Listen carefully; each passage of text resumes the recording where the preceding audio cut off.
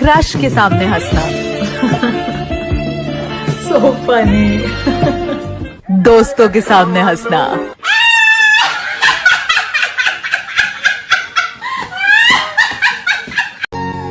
Married हो? नहीं, single हूँ। तो किसी से चक्कर? कुछ भी नहीं। तब तो सही है। मैं ना मोटी ही अच्छी हूँ, वरना आजकल की लड़कियों को देख लो, इतनी पतली होती है कि बेचारा मच्छर भी सोचता होगा खून लेकर जाओ या इसे देकर।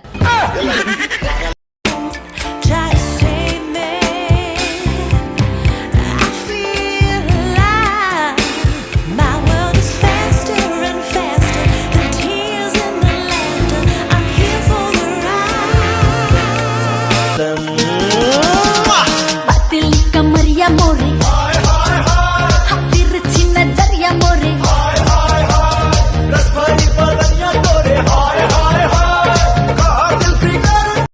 कितने आदमी थे? सरदार 2 आदमी थे। अरे ओ सांभा, कितना इनाम रखे हैं सरकार हम पर? पूरे 50,000। सुना? तेरा क्या होगा कालिया? सरदार, मैंने आपका नमक खाया सरदार। अब